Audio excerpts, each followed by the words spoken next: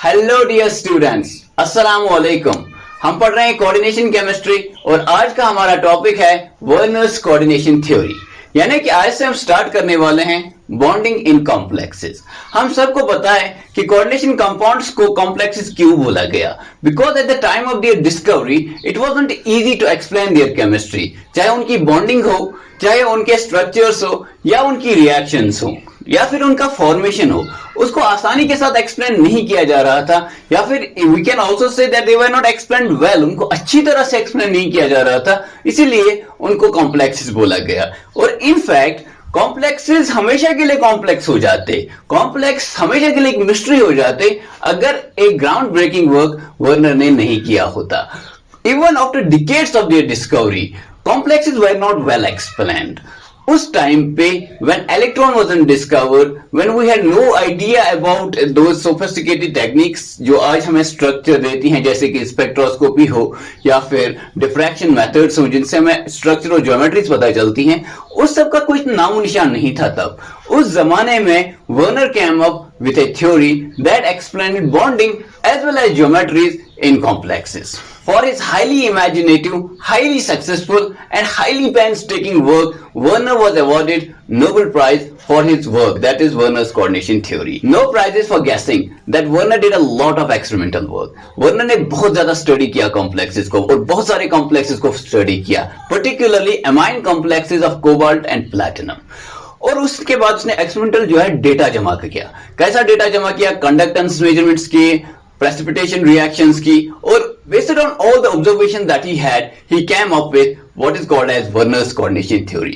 आज के हमारे लेक्चर में हम दो चीजों पे फोकस करने वाले हैं। एक है what are the postulates of Werner's coordination theory. ये जो वर्नर्स कोऑर्डिनेशन थ्योरी है क्या बोलती है, क्या इसके पॉइंट्स हैं, क्या इसने कैसे इसने एक्सप्लेन करने की कोशिश की कॉम्प्लेक्सेस को, पहला ये। और दूसरा what are the experimental verifications of the Werner's coordination theory. क्या कोई एक्सपेरिमेंटल डेटा है जो सपोर्ट करता है वर्नर्स कोऑर्डिनेशन थ्योरी को? क्या आपके पास ऐसे एक्सपेरिमेंटल पैरामीटर्स हैं जो वर्नर्स कोऑर्डिनेशन थ्योरी को सपोर्ट करते हैं? Will do both of them. अब एक बात समझने की है, ये जो हम experimental verification of Werner's theory पढ़ेंगे, these were actually the experiments और the data that were collected by Werner. ये वर्नर ने खुद काम किया और on the basis of that data उसने अपनी थ्योरी दी। लेकिन हम पहले पॉइंट्स पढ़ेंगे, उसके बाद एक्सपेरिमेंटल वेरिफिकेशन देखेंगे। एक और बात यहां पे समझनी जरूरी है, वो ये कि वर्नर्स कोऑर्डिनेशन थ्योरी हमारे लिए समझना कोई मुश्किल बात नहीं है, because we have gone through some introductory lectures about complexes. हमें ऑक्सीडेशन स्टेट का आइडिया है, हमें कोऑर्डिनेशन नंबर का आइडिया है, हमें पता है ऑक्सीडेशन स्टेट जो है it corresponds to the charge of the metal atom in a complex, और coordination number is how many donor atoms are actually directly linked to the metal centre. ठीक है ना, वो सारा डिस्कशन हमारे दिमाग में है। उसके बाद हम स्टार्ट कर सकते हैं वर्नर्स कोऑर्डिनेशन थ्योरी। याद रखिए Werner's coordination theory dates back to 1893। तो अल्फ्रेड वर्नर ने ये थ्योरी कब दी? 1893 में, जबकि 20 साल बाद आफ्टर 20 इयर्स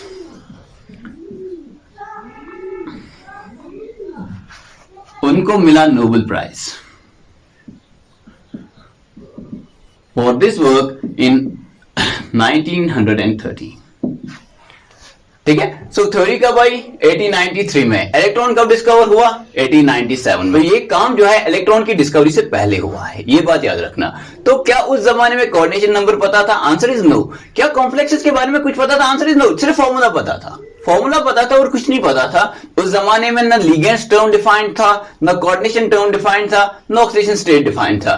उस जमाने में जब सिर्फ हमें पता था कि कोबाल्ट क्लोराइड रिएक्शन करता है अमोनिया के साथ, n times ammonia to give COCl3 into n ammonia। ठीक है ना, where n is equal to 3 to 6। ठीक है, COCl3 3 times ammonia, 4 times ammonia, 5 times ammonia, 6 times ammonia। अब वर्नर ने यह भी देखा कि वो कितना भी कोशिश करे, he was not able to get this COCl3 into 2 times ammonia। ये उसको नहीं मिला। He was not able to get this COCl3 into ammonia। ये उसको नहीं मिला, जबकि COCl3 into 3 times ammonia, ये कॉम्प्लेक्स वो बना पा रहा था। COCl3 into 4 times ammonia, ये भी उसको बना 5 टाइम्स अमोनिया, ये भी वो बना रहा था 6 टाइम्स अमोनिया, ये भी वो बना रहा था। इंटायर केमिकल वर्ल्ड जो था उस टाइम पे, जो साइंटिस्ट थे जो ये कोऑर्डिनेशन पे काम कर रहे थे, they were not able to make these complexes. ठीक है ना। Same was the case with platinum. Platinum Cl4 into n times ammonia, ठीक है ना, पर n is equal to 2 to 6, ये सब नोन थे। लेकिन प्लैटिनम Cl4 इंटू अमोनिया यानी कि 1 टाइम अमोनिया, ये कंपाउंड कोई नहीं बना पा रहा था। बस इतना पता था लोगों को उस जमाने में, ठीक है ना।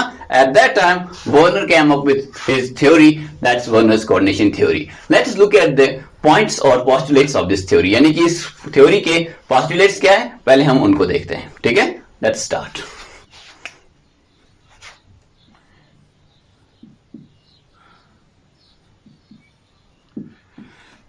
So Werner was the first person जिसने बोला in complexes metal does not have a single type of valency, यानी कि मेटल के पास एक टाइप की वैलेंसी नहीं है, metal has 2 types of valency.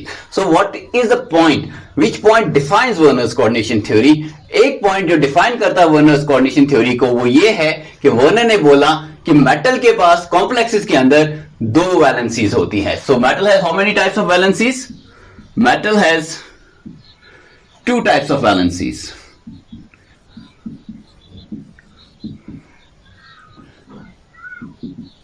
ठीक है, एक को उसने बोला प्राइमरी वैलेंसी,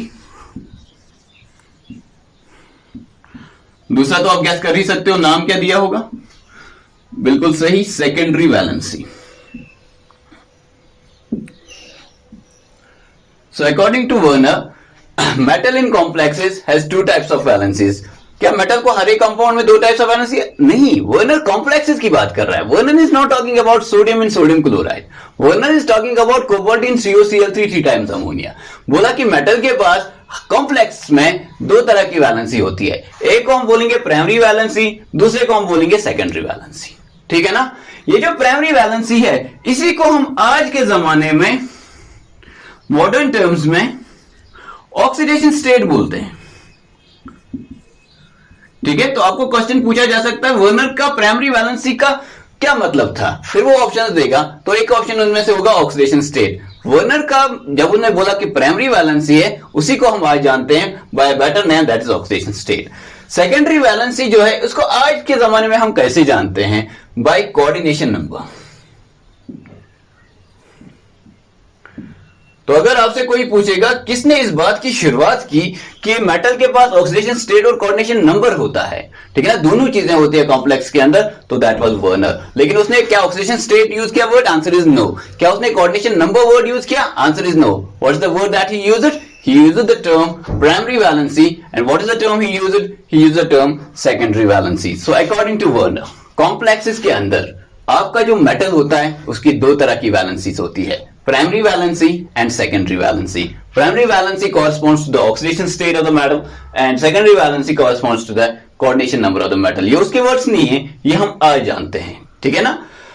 अब प्राइमरी वैलेंसी क्या होती है? प्राइमरी वैलेंसी ऑक्सीडेशन स्टेट, ठीक है ना। ऑक्सीडेशन स्टेट हमें क्या पता है? This corresponds to what? It corresponds to the charge on the metal. और कौन सा चार्ज होता है मेटल के ऊपर? हम कह सकते हैं positive charge on the metal, ठीक है ना, मोस्ट ऑफ द केसेस में। सेकेंडरी वैलेंसी कोऑर्डिनेशन नंबर होता है। ठीक है, ओके। अब मुझे आप बोलो, क्या आपका मेटल प्राइमरी वैलेंसी को सेटिस्फाई करने की कोशिश करेगा कि सेकेंडरी वैलेंसी को सेटिस्फाई करने की कोशिश करेगा? तो उसका आंसर है दोनों को। So he said that metal has 2 types of valencies, primary valency and secondary valency. Metal tends to satisfy both the valencies. Metal चाहेगा कि प्राइमरी वैलेंसी को भी सेटिस्फाई करे और सेकेंडरी वैलेंसी को भी सेटिस्फाई करे।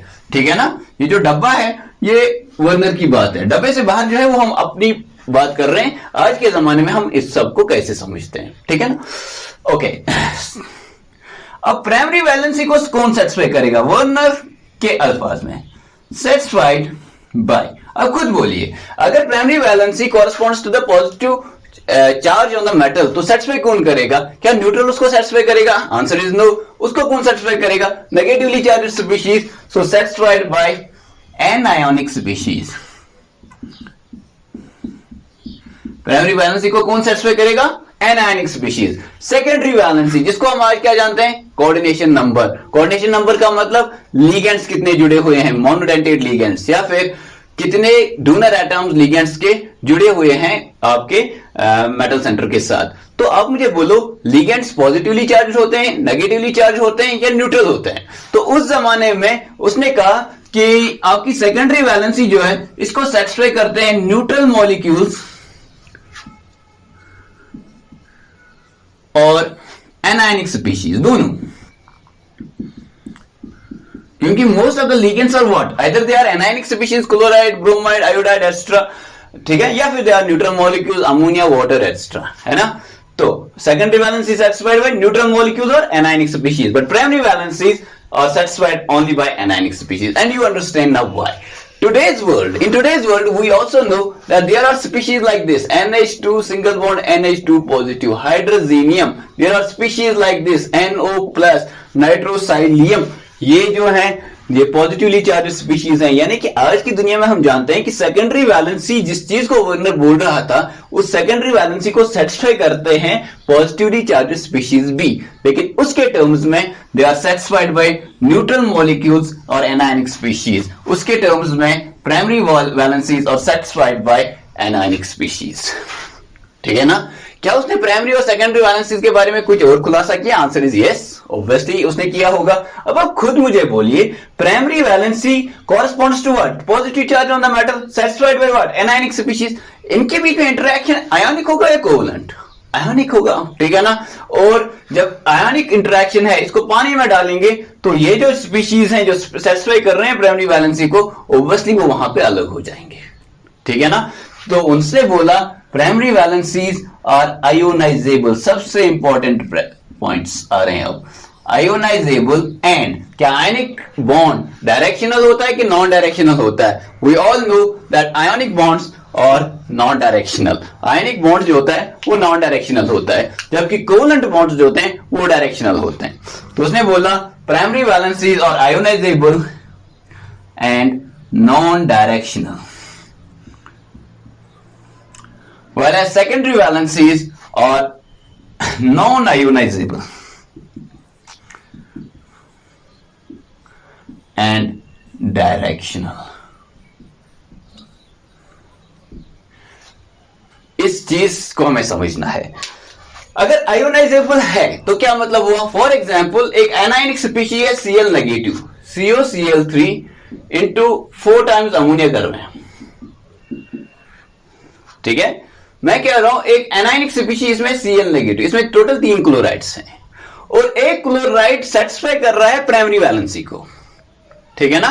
एक क्लोराइड सेटिस्फाई किसको कर रहा है? प्राइमरी वैलेंसी को सेटिस्फाई कर रहा है। जब ये आयोनाइजेबल है, इसका मतलब क्या हुआ कि जब हम इस कॉम्प्लेक्स को पानी में डालेंगे तो Cl नेगेटिव अलग हो जाएगा, और जब ये अलग हो जाएगा, अगर इस सोल्यूशन के अंदर आप AgNO3 डालेंगे, वो Ag पॉजिटिव और Cl नेगेटिव मिलके एक प्रेसिपिटेट बना सकते हैं AgCl, ठीक है ना। वो डिस्कशन आगे आएगा। आयोनाइजेबल का मतलब क्या है, सिंपल टर्म्स में समझते हैं। आयोनाइजेबल का मतलब है ये आयन पानी में डालने से अलग हो जाएगा, समझ रहे हो।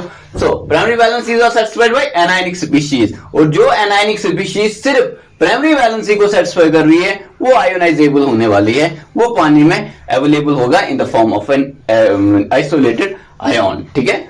सेकेंडरी वैलेंसीज कैसे हैं? Non ionisable. For example in 3 chlorides में से कोई एक क्लोराइड ऐसा है जो सेकेंडरी वैलेंसी को सेटिस्फाई कर रहा है, ठीक है ना। सेकेंडरी वैलेंसी को सेटिस्फाई कर रहा है तो उसका मतलब क्या हुआ? उसका मतलब ये हुआ, उसने बोला कि ये नॉन आयोनाइजेबल है, यानी कि इस कॉम्प्लेक्स को जब हम पानी के अंदर डालेंगे वो क्लोराइड आयन जो सेटिस्फाई कर रहा है सेकेंडरी वैलेंसी को, वो पानी में आइसोलेटेड आयन के रूप में अवेलेबल नहीं होगा। यानी कि फिर अगर आप AgNO3 डालेंगे तो ये क्लोराइड वहां पे प्रेसिपिटेट आउट नहीं होगा। समझ रहे हो बात को, ठीक है। इस पूरे लेक्चर को जब हम देखेंगे, जब हम एक्सपेरिमेंटल वेरिफिकेशन पढ़ेंगे तो ये बात आपको ज्यादा समझ आएगी। यहां पे इसको एक छोटे से ट्रिक से हम समझेंगे, बिकॉज हम मॉडर्न टर्मिनोलॉजी को जानते हैं, कोऑर्डिनेशन नंबर को जानते हैं, तो हम बोलेंगे secondary valency corresponds to coordination number. Secondary valency simply ये है कि लिगेंड जुड़ा हुआ है एक्चुअली मेटल के साथ, कितने लिगेंड्स जुड़े हुए हैं, ठीक है ना, या कितने लिगेंड्स, अगर बाइडेंटेड लिगेंड्स हैं तो हम ये बोल सकते हैं कि आपके कितने डोनर एटम्स जुड़े हुए हैं मेटल के साथ। अब डोनर एटम और मेटल के बीच में बॉन्ड कैसा होता है? कोवेलेंट बॉन्ड होता है। क्या कोवेलेंट बॉन्ड कभी आयोनाइजेबल होगा? Answer is no. Covalent bond तो आयोनाइजेबल नहीं है, उसको तो पानी में डालने से तो कोवेलेंट बॉन्ड नहीं टूटता है, वहां पे तो आयनिक बॉन्ड्स टूटते हैं, ठीक है ना। तो सेकेंडरी वैलेंसीज कैसे हैं? नॉन आयोनाइजेबल है, ठीक है ना। कोई मुश्किल नहीं है याद रखना, क्योंकि हमें पता है दिमाग में सेकेंडरी वैलेंसीज कोऑर्डिनेशन नंबर है, और कोऑर्डिनेशन नंबर का मतलब है यहां पे मेटल जुड़ा हुआ है लिगेंड के साथ through coordinate bond, through a covalent bond, समझ रहे हो, और डायरेक्शनल है, because covalent bonds are directional, तो secondary valency must be directional. Now the question arises, अगर आपसे एग्जामिनर पूछेगा in terms of Werner what defines the stereochemistry of the complexes. Complexes की जो स्टीरियोकेमिस्ट्री है, उनकी जो ज्योमेट्री है, उनके जो स्ट्रक्चर्स हैं, उसको डिफाइन कौन करता है? क्या उसको डिफाइन करता है प्राइमरी वैलेंसी, या फिर उसको डिफाइन करता है सेकेंडरी वैलेंसी? तो आप बोलोगे जो डायरेक्शनल होगा वही डिफाइन करेगा स्टीरियोकेमिस्ट्री को। तो stereochemistry of complexes is defined by the secondary valency. समझ रहे हो बात को? फिर उसने बोला मेटल और वो स्पीशीज, वो एनायनिक स्पीशीज जिसके बीच में जो सेटिस्फाई कर रही है मेटल की प्राइमरी वैलेंसी, उस वो बॉन्ड को दिखाया जाएगा बाय डॉटेड लाइंस, ऐसे, ठीक है। ये है कोई एनायनिक स्पीशीज जो सेटिस्फाई कर रही है इसकी प्राइमरी वैलेंसी को, उसको उसने डैश से दिखाया। और मेटल की सेकेंडरी वैलेंसी को सेटिस्फाई अगर कर रहा है कोई एनायनिक स्पीशीज एक्स नेगेटिव और कोई न्यूट्रल स्पीशीज एन, ठीक है, तो वो हम दिखाएंगे बाय सॉलिड लाइंस। तो वर्नर ने सॉलिड लाइंस को कब यूज किया? जब उसको दिखाना हो सेकेंडरी वैलेंसी। प्राइमरी वैलेंसी को कैसे उसने यूज किया, कैसे उसने डिनोट किया? बाय शोइंग डॉटेड लाइंस, ठीक है ना। इन सब का क्या मतलब हुआ? कैसे उसने कॉम्प्लेक्सेस ऑफ कोबाल्ट, जैसे कि हमने बोला कि COCl3 into n times ammonia, where n is equal to 3 to 6, इन पे बहुत काम किया उसने। कैसे इनका उसने स्ट्रक्चर बोला और कैसी सारी चीजें एक्सप्लेन की, लेट अस सी दैट। इससे पहले कि हम रियल एग्जांपल्स पे आए, वर्नर ने कुछ और बातें बोली, जैसे कि उसने बोला कि secondary valency of metal ions is fixed. जो सेकेंडरी वैलेंसी है ये फिक्स्ड है, और जब सेकेंडरी वैलेंसी फिक्स्ड है, क्या स्टीरियोकेमिस्ट्री फिक्स्ड हो गया? Answer is yes, giving rise to definite geometries. क्या मतलब हुआ इसका? इसने बोला if your ions like Fe2 positive, Fe3 positive, ferrous, ferric, cobalt 3 positive, जिसपे उसने बहुत काम किया, प्लैटिनम 4 पॉजिटिव, इस पे भी बहुत काम किया उसने, ठीक है, क्रोमियम 3 पॉजिटिव। ऐसे मेटल्स जो होते हैं इनका कोऑर्डिनेशन, सॉरी, इनका सेकेंडरी वैलेंसी फिक्स्ड है। वो क्या है? इनका सेकेंडरी वैलेंसी है 6, ठीक है। तो जब इसका सेकेंडरी वैलेंसी 6 है, उसने बोला इनकी ज्योमेट्री ऑक्टाहेड्रल है। तो इसने ज्योमेट्री पे भी बात की। He was not only trying to explain bonds, he was also trying to explain the geometries, ठीक है, इवन आइसोमेरिज्म। ओके, फिर उसने देखा कि कुछ आयन्स जैसे कि Zn 2 पॉजिटिव, कॉपर 2 पॉजिटिव, निकल 2 positive, platinum 4 positive, platinum 2 positive है यहां पे, ठीक है ना, Hg 2 पॉजिटिव। ये सब की सेकेंडरी वैलेंसी जो है, उसने देखा कि इनकी secondary valency they tend to secondary valency equal to 4, giving rise to 2 types of geometries. या तो ये टेट्राहेड्रल होंगे या फिर ये स्क्वायर प्लेनर होंगे। So the complexes of platinum 4 positive will be octahedral, and the complexes of platinum 2 positive, they will be mostly either tetrahedral or square planar। जैसे कि हमें सिस्प्लैटिन ट्रांसप्लैटिन का पता है, they are square planar, ठीक है। इसी तरह कॉपर 2 पॉजिटिव के कॉम्प्लेक्सेस कैसे होंगे? मोस्टली टेट्राहेड्रल और स्क्वायर प्लानर। और आपके आयरन 3 पॉजिटिव, आयरन 2 पॉजिटिव के क्या होंगे? ऑक्टाहेड्रल। क्यों? क्योंकि इनका जो सेकेंडरी वैलेंसी है वो फिक्स्ड है 6, और इनका जो सेकेंडरी वैलेंसी है वो फिक्स्ड है 4, ठीक है। इसके अलावा कुछ ऐसे भी हैं सिल्वर पॉजिटिव जैसे, इनका जो कोऑर्डिनेशन नंबर है, sorry secondary valency, coordination number क्यों नहीं बोल रहे हैं? Although they mean same, secondary valency and coordination number they mean same, लेकिन हम नहीं बोल रहे हैं। क्यों नहीं बोल रहे हैं? क्योंकि कोऑर्डिनेशन नंबर उस जमाने में डिफाइंड नहीं था। Secondary valency is equal to 2।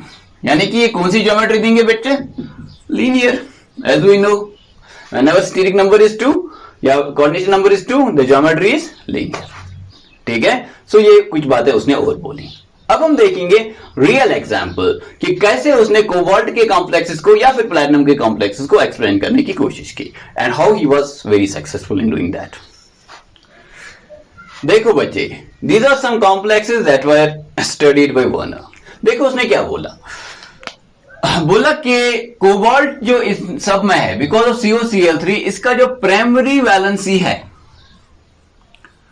वो 3 है और कोबाल्ट 3 प्लस जो होता है इसकी जो सेकेंडरी वैलेंसी होती है वो फिक्स्ड है according to Werner, that is 6। Is it true for this और this? It's true for all of them.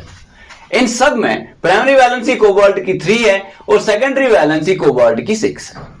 ठीक है, प्राइमरी वैलेंसी आयोनाइजेबल है, ठीक है, सेकेंडरी वैलेंसी नॉन आयोनाइजेबल है, प्राइमरी वैलेंसी नॉन डायरेक्शनल है और कोई ज्योमेट्री में उसका हिस्सा नहीं है, सेकेंडरी वैलेंसी डायरेक्शनल है और ज्योमेट्री को डिफाइन करती है।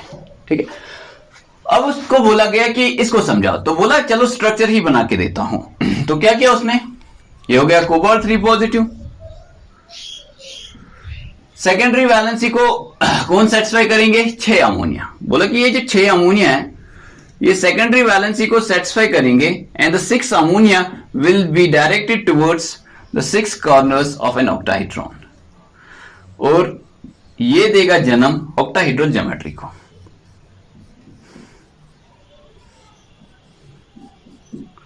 ये है आपका कोबाल्ट 3 पॉजिटिव 6, इसकी सेकेंडरी वैलेंसी 6 है, सेटिस्फाइड बाय 6 अमोनिया। ठीक है, मॉलिक्यूल्स। उसके बाद आपका जो इसका प्राइमरी वैलेंसी है वो 3 है, कोबाल्ट 3 पॉजिटिव, उसको कौन सेटिस्फाई करेगा? बोला 3 क्लोराइड। अब ये 3 क्लोराइड चाहे आप यहां से एक डालो, चाहे यहां से डालो, यहां से कहीं से भी डाल दो, चाहे एक यहां से, दूसरा यहां से, तीसरा यहां से, वो भी चलेगा। ठीक है ना? क्यों? क्योंकि नॉन डायरेक्शनल है। डायरेक्शनल जो बॉन्ड्स है वो सेकेंडरी वैलेंसी के हैं। समझ लो बात को? तो Cl नेगेटिव एक यहां से, एक हम यहां से डालते हैं, तीसरा कहां से डालना पड़ेगा? हमारी अपनी मर्जी, यहां से डालें वो भी सही क्योंकि नॉन डायरेक्शनल है, यहां से डालें वो भी सही नॉन डायरेक्शनल है। ठीक है, तो हम यहां से डालते हैं ताकि थोड़ा सा खूबसूरत लगे। So this is what he said about it. अब देखो उसके पॉइंट्स। बोला कि प्राइमरी वैलेंसी आयोनाइजेबल है। प्राइमरी वैलेंसी को कौन सेटिस्फाई कर रहा है? Cl नेगेटिव, Cl नेगेटिव और Cl negative. So according to Werner अगर इस कॉम्प्लेक्स को COCl3 into 6 टाइम्स अमोनिया को पानी में डाला जाए तो ये भी निकलेगा, ये भी निकल जाएगा, ये भी निकल जाएगा क्योंकि आयोनाइजेबल है। यानी कि ये वाला बॉन्ड जो हमने डैश से दिखाया ये टूटेगा, ये वाला बॉन्ड जो डैश से दिखाया ये टूटेगा, ये वाला बॉन्ड जो डैश से दिखाया ये भी टूटेगा। 3 क्लोराइड अलग हो गए। फिर अगर हमने AgNO3 उसमें डाला तो वहां पे 3 मोल्स ऑफ AgCl बनेंगे if we have 1 mole of this COCl3 into 6 times ammonia. ठीक है ना? उसका डिस्कशन आगे हम आराम से एक्सटेंडल वेरिफिकेशन में देखेंगे। लेकिन यहां पे अगर आपसे पूछा जाए आज के जमाने में हम इसको कैसे देखते हैं, आज के जमाने में हम इसको ऐसे देखते हैं CuNH3 Cl3 और हमें पता है काउंटर आयन जो होते हैं वो आयोनाइजेबल होते हैं, जैसे ही पानी में डालेंगे 3 क्लोराइड अलग हो जाएंगे। उस जमाने में उसने उसको बोला था प्राइमरी वैलेंसी। ठीक है ना? और इस तरह से उसने ऑक्टाहेड्रल ज्योमेट्री भी डिफाइन की। अब इसको कैसे बोला? देखो पहले बाकी लोग जो इसको देख रहे थे वो देख रहे थे 9 चीजें हैं यहाँ पे, तो ज्योमेट्री तो ऑक्टाहेड्रल नहीं हो सकती उनके हिसाब से। लेकिन उसने क्या बोला कि उस 9 में से जो 3 है वो प्राइमरी वैलेंसी को सेटिस्फाई कर रहे हैं और 6 जो है वो सेकेंडरी वैलेंसी को डिफाइन कर रहे हैं या सेटिस्फाई कर रहे हैं। तो वो 6 जो हैं they will be directed towards the 6 corners of octahedron therefore giving rise to the octahedral geometry and he was absolutely right। ठीक है, अब इसको देखते हैं। This is the second one. इसके बारे में इसने क्या बोला? Same thing, primary valency 3, secondary valency 6। तो सेकेंडरी वैलेंसी को पहले सेटिस्फाई करते हैं। कोबाल्ट 3 पॉजिटिव इसमें भी है। अब अमोनिया इसमें 5 है क्योंकि अमोनिया जो है वो प्राइमरी वैलेंसी को तो सेटिस्फाई नहीं कर सकते। अमोनिया लाजमी वहां पे कौन सी वैलेंसी को सेटिस्फाई कर रहे होंगे? सेकेंडरी वैलेंसी को, क्योंकि न्यूट्रल है। ठीक है ना? Neutral can not satisfy primary valency, it must be satisfying secondary valency. तो पहले 5 हम ये बनाते हैं NH3 NH3 NH3 NH3 NH3 ये हो गए 5। लेकिन क्या सेकेंडरी वैलेंसी कोबाल्ट 3 पॉजिटिव की 5 है? उसने बोला नहीं, इट इज फिक्स्ड, ये 6 है। तो बोला कि एक क्लोराइड वहां पे ऐसा होगा which will be satisfying its secondary valency. तो ये क्लोराइड अब आयोनाइजेबल होगा या non ionizable according to Werner? This will be non ionizable. इस कॉम्प्लेक्स को अगर हम पानी के अंदर डालेंगे, पहले हम प्राइमरी वैलेंसी को भी दिखाते हैं। अब प्राइमरी वैलेंसी इसकी क्या है? 3 है। तो 2 अभी क्लोराइड बाकी है, तो वो हम तो दिखाएंगे। एक क्लोराइड हमने यहां से दिखा दिया Cl नेगेटिव, एक क्लोराइड फॉर एग्जांपल हमने यहां से दिखा दिया Cl नेगेटिव। लेकिन प्राइमरी वैलेंसी क्या है? 3 क्लोराइड क्या और कोई बचा? Answer is no. यानी कि जो वहां पे क्लोराइड प्रेजेंट है ये सेटिस्फाई कर रहा होगा प्राइमरी वैलेंसी को भी और सेकेंडरी वैलेंसी को भी। तो एक क्लोराइड ऐसा है जो डिफाइन कर रहा है या सेटिस्फाई कर रहा है प्राइमरी वैलेंसी को भी और सेकेंडरी वैलेंसी को भी। अब आप क्वेश्चन पूछ सकते हो, क्या ये प्राइमरी वैलेंसी को डिफाइन करने की वजह से आयोनाइजेबल होगा या सेकेंडरी वैलेंसी को सेटिस्फाई करने की वजह से नॉन आयोनाइजेबल होगा? तो इसका आंसर है ये क्या है, ये सेकेंडरी वैलेंसी को जब सेटिस्फाई कर रहा है तो वहां एक कोवेलेंट बॉन्ड बना है, ठीक है ना, between what? Between cobalt 3 positive and Cl negative. वो कोवेलेंट बॉन्ड नॉन आयोनाइजेबल होगा। तो ये बॉन्ड यहां पे नॉन आयोनाइजेबल होगा, ये क्लोराइड यहां पे नॉन आयोनाइजेबल होगा। और क्योंकि ये सेकेंडरी वैलेंसी को डिफाइन कर रहा है, therefore ये ज्योमेट्री को भी डिफाइन करेगा। यानी कि according to Werner this complex must also be octahedral, क्योंकि इसकी भी सेकेंडरी वैलेंसी 6 है, ठीक है ना।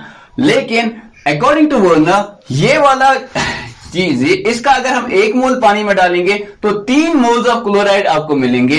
लेकिन इसको अगर हम 1 मोल पानी में डालेंगे, इस कॉम्प्लेक्स का 1 मोल हमने पानी में डाला, इसके सिर्फ 2 मोल्स ऑफ क्लोराइड आपको पानी में मिलेंगे, क्योंकि एक क्लोराइड सेटिस्फाई कर रहा है प्राइमरी वैलेंसी के साथ साथ सेकेंडरी वैलेंसी को भी। और ये चीज जो क्योंकि सेकेंडरी वैलेंसी को डिफाइन कर रहा है, therefore ये नॉन आयोनाइजेबल है।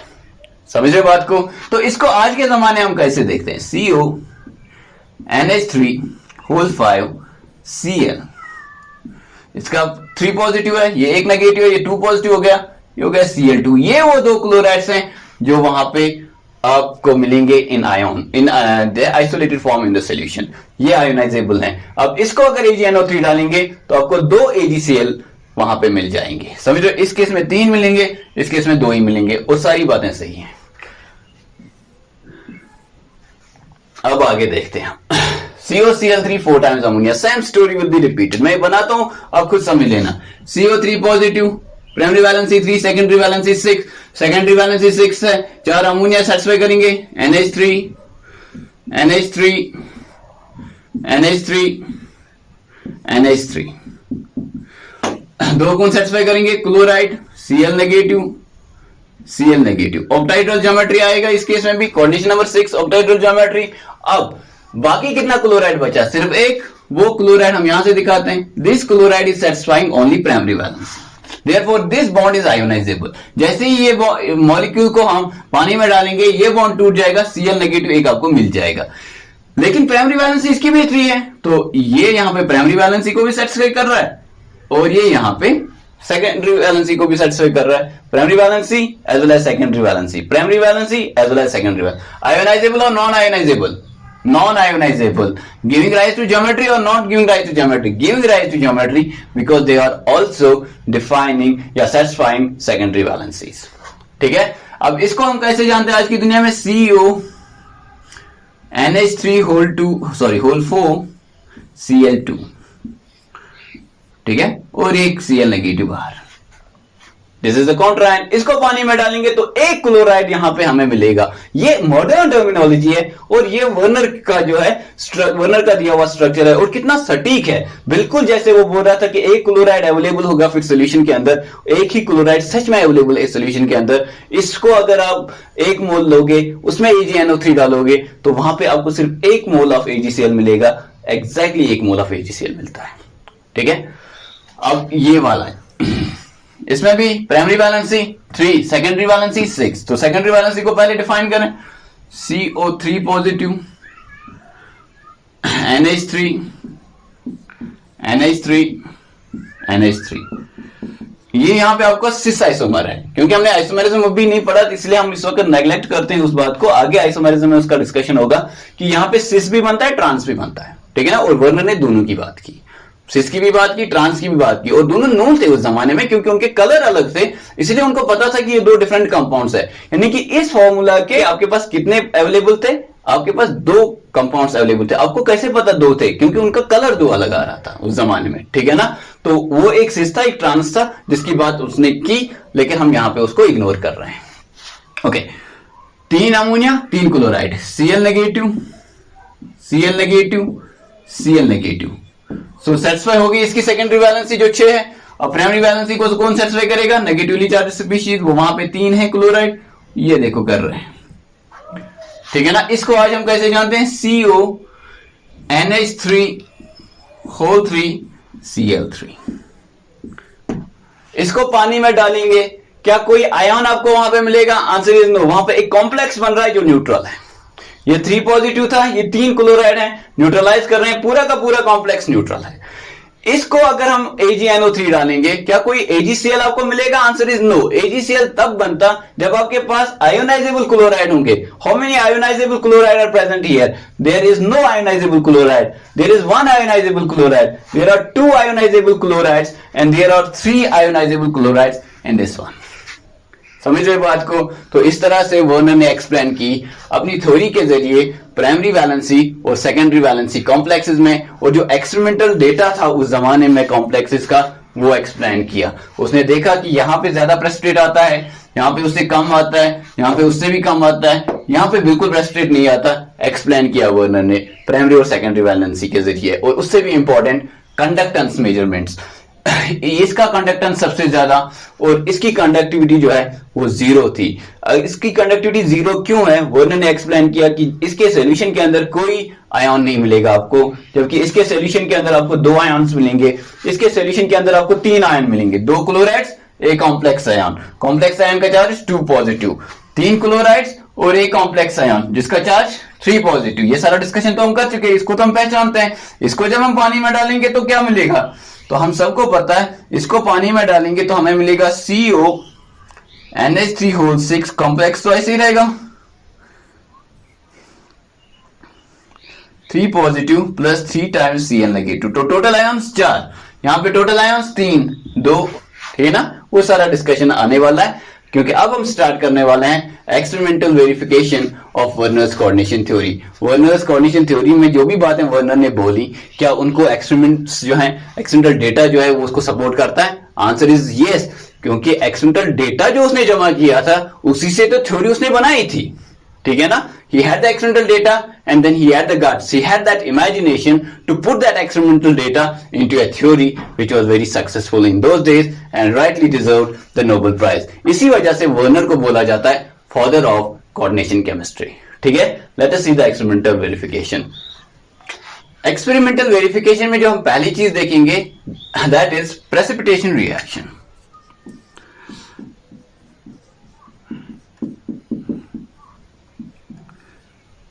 तो एक्सपेरिमेंटल ऑब्जर्वेशन क्या है, या फिर हम ऐसे करते हैं इस क्वेश्चन को, इसको एक क्वेश्चन के रूप में देखते हैं कि आपके पास कॉम्प्लेक्स है, आप बताओ कि कितना बनेगा, ठीक है ना। तो देखो आपके पास ये कॉम्प्लेक्स है COCl3 इंटू 6 टाइम्स अमोनिया,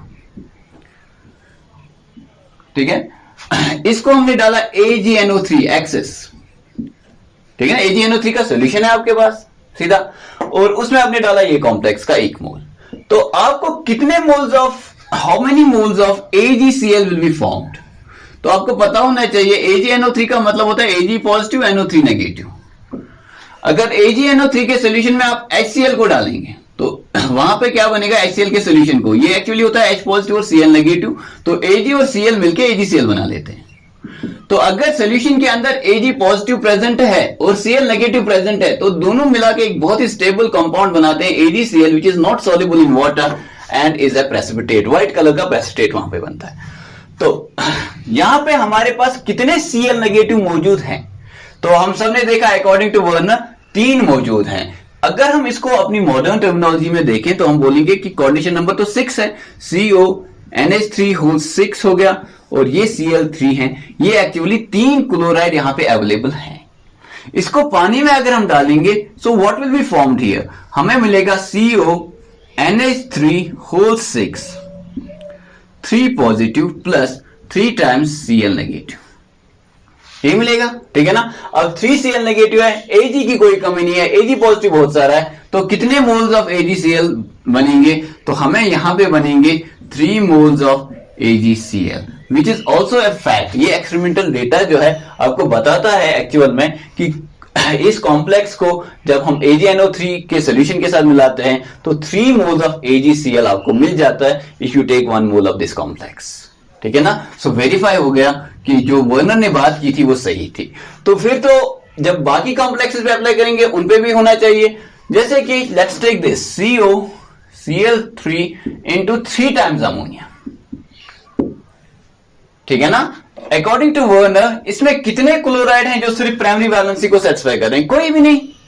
इसको जब AgNO3 डालेंगे अकॉर्डिंग टू वर्नर कितना प्रेसिपिटेट बनना चाहिए? नहीं बनना चाहिए। एंड एक्चुअल में कितना प्रेसिपिटेट बनता है? नहीं बनता है कोई precipitate. Therefore Werner was absolutely right in saying that the primary valency all the chlorides are satisfying both primary as well as secondary valency, क्योंकि secondary valency non ionizable है, कोई भी क्लोराइड यहां पे अवेलेबल नहीं होगा। मॉडर्न टर्मिनोलॉजी में CONH3 ये है एक चीज, ये एक न्यूट्रल कॉम्प्लेक्स है। ठीक है ना। ये कॉम्प्लेक्स जो है न्यूट्रल है। इसको अगर हम पानी में डालेंगे तो क्या मिलेगा आपको? आपको कोई आयन नहीं मिलेगा। पानी के अंदर ये पूरा का पूरा जो है इंटैक्ट रहेगा, जैसे कि हम पहले भी इंट्रोडक्शन में पढ़ चुके हैं कि कॉम्प्लेक्स जो होता है वो स्टेबल होता है सॉल्यूशन के अंदर भी। वहां पे कोबाल्ट 3 पॉजिटिव या 3 क्लोराइड अलग नहीं हो जाएंगे। तो आपको क्या कोई प्रेसिपिटेट मिलेगा? Answer is no. अब आप मुझे बोलिए COCl3 into 5 times अमोनिया, इसको हम AgNO3 डालेंगे, बोलो कितने मोल्स ऑफ AgCl बनेंगे? तो आप बोलोगे इसका कोऑर्डिनेशन नंबर 6 है, 5 यहां पे अमोनिया है, 1 क्लोराइड होगा जो इसकी सेकेंडरी वैलेंसी को सेटिस्फाई करेगा। इसके अलावा 2 ऐसे क्लोराइड वहां पे बच रहे हैं जो सिर्फ प्राइमरी वैलेंसी को सेटिस्फाई कर रहे हैं। तो यहां पे आपको मिलेंगे 2 क्लोराइड। जब आपको 2 क्लोराइड मिलेंगे तो ये आपको बनाएंगे 2 AgCl, आपको मिलेंगे 2 moles of silver chloride. Very simple. ठीक है। अगर फिर ये पूछें COCl3 into 4 times अमोनिया, तो बोलो भाई इसमें सेकेंडरी वैलेंसी कोबाल्ट 3 पॉजिटिव की क्या है? तो आप बोलेंगे 6, 4 अमोनिया, 2 क्लोराइड। वहां पे कितना क्लोराइड बचता है? 1 क्लोराइड बचता है। उस क्लोराइड को जब आप डालोगे AgNO3 सोल्यूशन के अंदर तो बनेगा 1 AgCl। So we'll get 1 mole of AgCl here and that is what we get experimentally. तो precipitation reaction Werner's coordination theory का एक जीता जागता सबूत था। ठीक है ना। वर्नर कोऑर्डिनेशन थ्योरी जो है वो एक्सप्लेन करती थी इस सारे डेटा को जो हमें एक्सपेरिमेंट से मिला। और या फिर हम ये बोल सकते हैं कि ये पूरा डेटा अगर हमें एक्सपेरिमेंट से नहीं मिलता तो वर्नर कोऑर्डिनेशन थ्योरी जो है उस कोऑर्डिनेशन थ्योरी से हम इस सारे डेटा को प्रिडिक्ट कर सकते हैं। जैसे कि मैं आपको बोलता हूं, आपके पास है प्लैटिनम का एक कॉम्प्लेक्स। ध्यान से करना मेरे बच्चे, मैं बोल रहा हूं आपको, आपके पास प्लैटिनम का कॉम्प्लेक्स है PtCl4 into 4 times अमोनिया।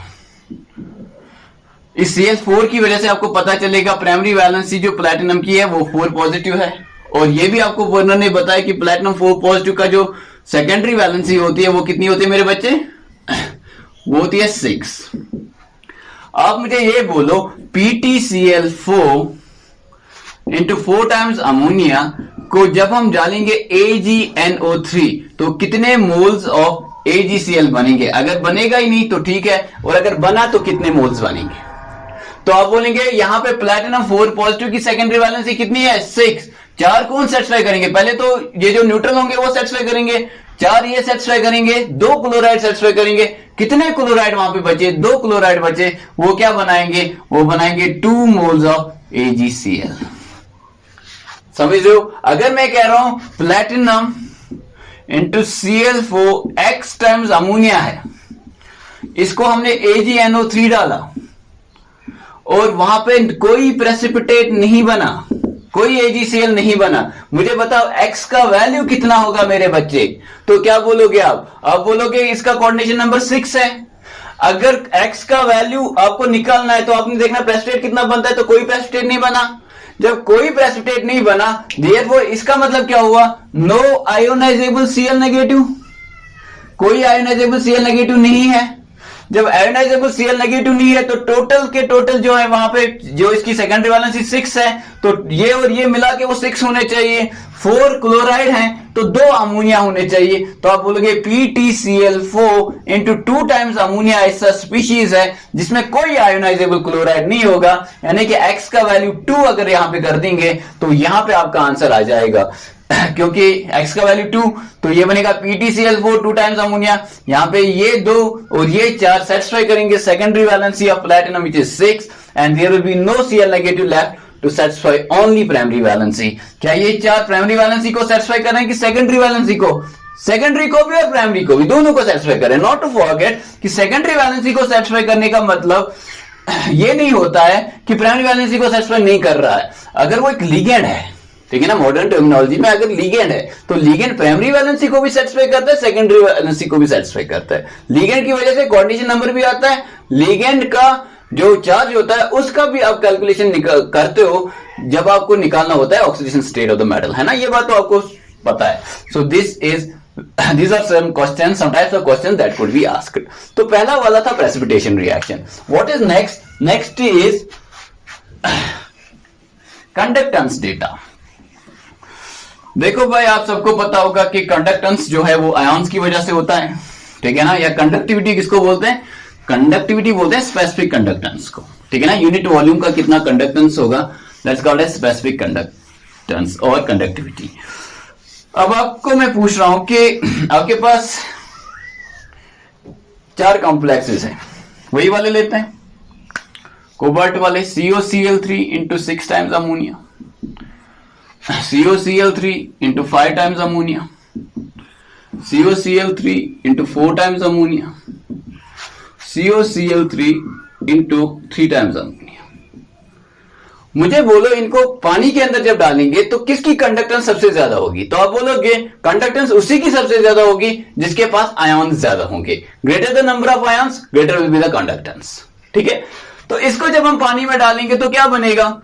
तो आपके पास होगा CONH3 होल 6 3 पॉजिटिव, क्योंकि इसको हम मॉडर्न शक्ल में कैसे देखते हैं? CONH3 होल 6 Cl3, है ना। तो ये 3 काउंटर आयन्स हैं, ये आपका कॉम्प्लेक्स आयन है, प्लस 3 टाइम्स Cl नेगेटिव, ये भी सॉल्युबल पानी के अंदर, ये भी सॉल्युबल पानी के अंदर, ठीक है ना। तो टोटल आयन्स कितने हैं? 4।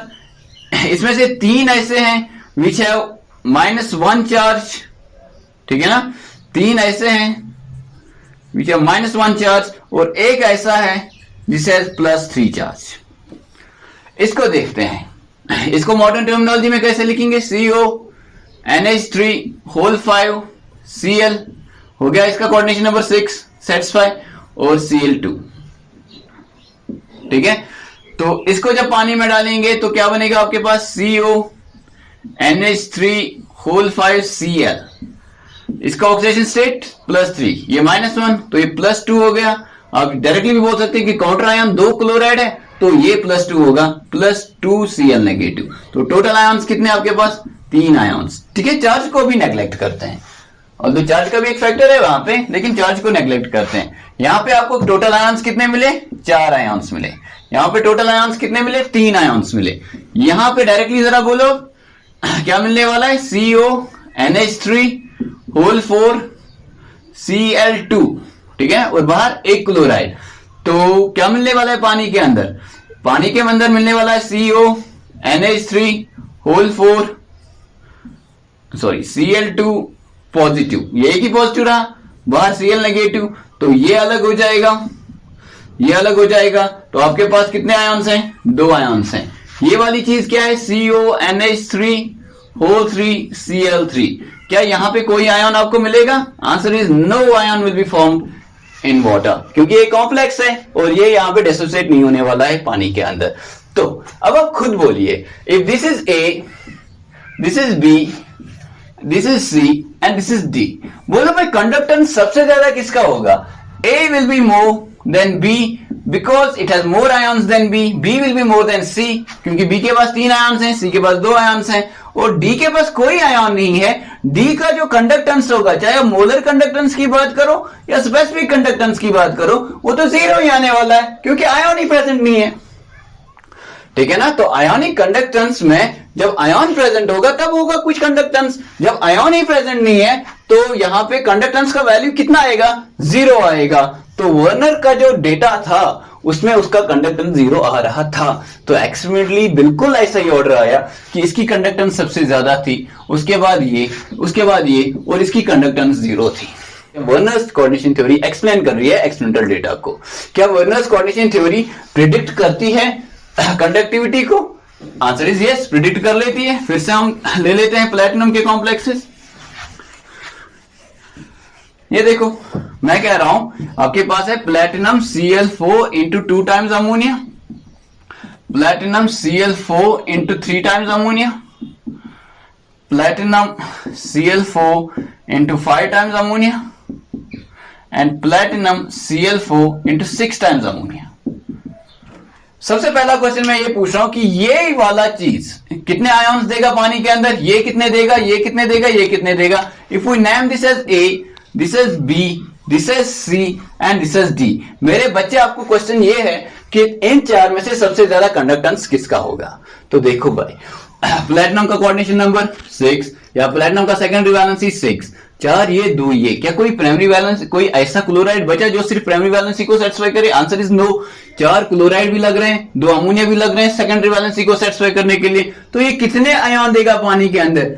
कोई आयन नहीं देगा। इसका मोलर कंडक्टेंस किसके बराबर होगा? इसके स्पेसिफिक कंडक्टेंस के बराबर, जो कितना होगा, 0 के बराबर। ये कितने आयन देगा? देखो भाई, प्लैटिनम है, 3 अमोनिया सेटिस्फाई करेंगे सेकेंडरी वैलेंसी को पहले, 3 क्लोराइड लगेंगे, तो एक यहां पे आपको मिलेगा Cl नेगेटिव, तो यहां पे आपको 2 आयन्स मिलेंगे। एक कॉम्प्लेक्स आयन PTNH3 ये 4 पॉजिटिव है, और ये एक पॉजिटिव बचा प्लस Cl नेगेटिव, तो 2 आयन्स आपको मिलेंगे। यहां पे 5 ये, एक क्लोराइड, तो आप बोलोगे PTNH3 ये 4 पॉजिटिव है, तो ये 3 पॉजिटिव बचा क्योंकि एक क्लोराइड है, प्लस 3 Cl नेगेटिव, तो टोटल आयन्स कितने होंगे? 4 आयन्स होंगे। और इसके केस में टोटल आयन्स कितने होंगे? नो प्राइजेस फॉर गैसिंग, यहाँ पे 5 आयन्स होंगे। NH3 4 पॉजिटिव और 4 Cl नेगेटिव। ठीक है ना। तो कंडक्टेंस किसकी सबसे ज्यादा होगी? D greater than C greater than B greater than A, and A has conductance equal to 0। तो प्रिडिक्ट भी कर रहा है, और जो एक्सपेरिमेंटल डेटा नोन था उस एक्सपेरिमेंटल डेटा को एक्सप्लेन भी कर रहा है। So Werner's coordination theory was able to explain the experimental data, therefore it was a very good theory. क्या स्ट्रक्चर्स एक्सप्लेन कर रहा था Werner's coordination theory? Answer is yes, क्योंकि उसने बोला था प्लैटिनम 4 पॉजिटिव का सेकेंडरी वैलेंसी 6 है, और सेकेंडरी वैलेंसी 6 होने की वजह से स्टीरियोकेमिस्ट्री फिक्स हो जाएगा, ऑक्टाहेड्रल होगा। और एक्चुअली जब देखा गया इन सब कंपाउंड्स को, तो ये सारे के सारे ऑक्टाहेड्रल हैं। ठीक है, तो वो चीज भी वहां पे वर्नर ने एक्सप्लेन की। इसके अलावा एक और चीज पे हमारा ध्यान जा सकता है, that is the colligative property, जो आपने सॉल्यूशन में पढ़े होंगे। कोलिगेटिव प्रॉपर्टी किस पे डिपेंड करता है? Nature of the solute, non volatile solute के नेचर पे डिपेंड करता है या उसके नंबर पे डिपेंड करता है? तो आप सबको पता है नंबर पे डिपेंड करता है। कोलिगेटिव प्रॉपर्टीज का डेफिनेशन ही ऐसा है कि जो नंबर पे डिपेंड करे, नेचर पे डिपेंड ना करे। ठीक है ना। कोलिगेटिव प्रॉपर्टी किसके लिए डिफाइन होती है भाई? Very nice, very dilute solutions के लिए डिफाइन होती है, जिनमें सॉल्यूट कैसा होता है? नॉन वोलेटाइल सॉल्यूट होता है। अब आप देखो, ये आपके पास CuCl3 इंटू 6 टाइम्स अमोनिया है, CuCl3 इंटू 5 टाइम्स अमोनिया है। एक ही एग्जाम्पल को रिपीट करें ताकि बात दिमाग में उतर जाए। CuCl3 4 टाइम्स अमोनिया है, CuCl3 इंटू 3 टाइम्स अमोनिया। अच्छे से देखना, हम बात करेंगे कोलिगेटिव प्रॉपर्टीज की। कोलिगेटिव प्रॉपर्टी जैसे कि elevation in boiling point, depression in freezing point, osmotic pressure, ठीक है ना, या relative lowering of vapour pressure. अब मुझे बोलो, 1 मोल इन सब का ले लिया, जब इसको पानी में डालेंगे तो कितने आपको पार्टिकल मिल रहे हैं? तो आप बोलेंगे 4 आयन्स मिल रहे हैं, या फिर आप ऐसे बोलो 4 पार्टिकल्स मिल रहे हैं। अभी हमने देखा, इसको रिपीट करने की कोई जरूरत नहीं है। इसके केस में कितने पार्टिकल मिल रहे हैं? इसके केस में 3 पार्टिकल्स मिल रहे हैं।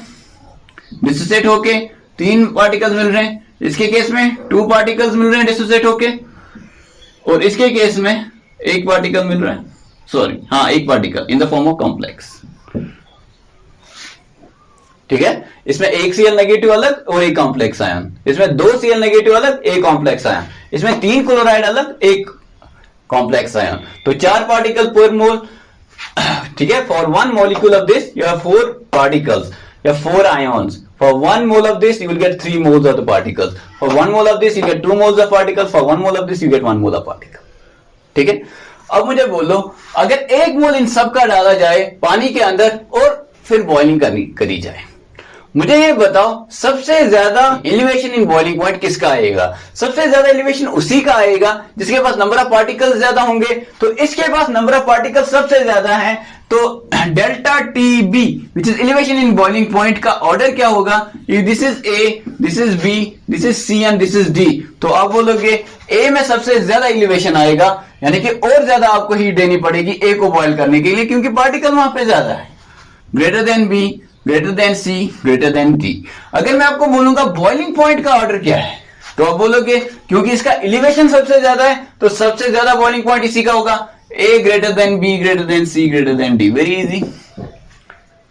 फ्रीजिंग पॉइंट में थोड़ा सा ख्याल रखना आपको, delta T F, depression in freezing point सबसे ज्यादा किसका होगा? तो आप बोलोगे जैसे elevation in boiling point particle पे डिपेंड करता है, डिप्रेशन इन फ्रीजिंग पॉइंट भी पार्टिकल पे ही डिपेंड करता है। तो ये कैसे, इसका ऑर्डर क्या होगा?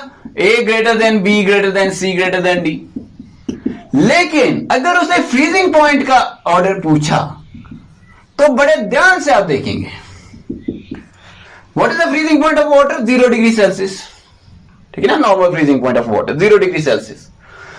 अगर आपने नॉन वोलेटाइल सॉल्यूट इसमें डाला तो वो कम होने वाला है, जिसमें ज्यादा कम होगा वो कहां पे? For example that is -10। जिसमें थोड़ा सा कम हुआ वो किसमें है? -2। ठीक है ना, जिसमें बीच में इन दो के बीच में तो -5। इसका डिप्रेशन इन फ्रीजिंग पॉइंट सबसे ज्यादा है, ठीक है ना, 10 यूनिट्स कम हो गया। इसका डिप्रेशन कम है, सिर्फ 2 यूनिट्स कम हो गया। लेकिन अगर मैं पूछूं this is A, this is B, this is C, freezing point सबसे ज्यादा किसका है? तो ज्यादा वैल्यू तो ये है, ये तो कम वैल्यू है। तो डिप्रेशन इन फ्रीजिंग पॉइंट जितना ज्यादा होगा, फ्रीजिंग पॉइंट उतना ही कम होगा। समझ रहे इस बात को? तो डिप्रेशन इन फ्रीजिंग पॉइंट का order A greater than B, greater than C, greater than D. तो फ्रीजिंग पॉइंट का ऑर्डर क्या होगा?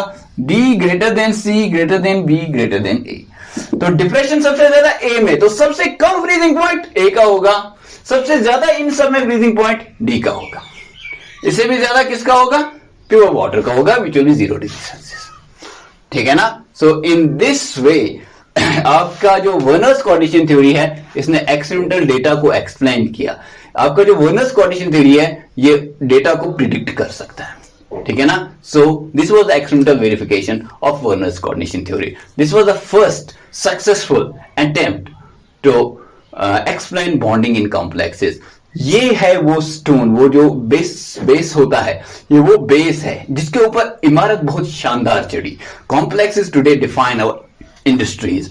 हमारे बहुत ही इंपॉर्टेंट ड्रग्स यानी कि मेडिसिन कॉम्प्लेक्स बेस्ड है। हमारे बहुत ही इंपॉर्टेंट कैटालिस्ट्स कॉम्प्लेक्स के ऊपर बेस्ड होते हैं। हमारे बायोमोलिक्यूल्स बहुत ज्यादा इंपॉर्टेंट जो होते हैं, हीमोग्लोबिन से लेके आपका फेरिटिन तक, या बहुत सारे कॉम्प्लेक्सेस जो हमारी बॉडी में होते हैं, वो कॉम्प्लेक्सेस वहां पे भी होते हैं। समझ रहे हो बात को? तो कॉम्प्लेक्स या फिर प्लांट्स के अंदर आपका क्लोरोफिल, वो भी एक कॉम्प्लेक्स है।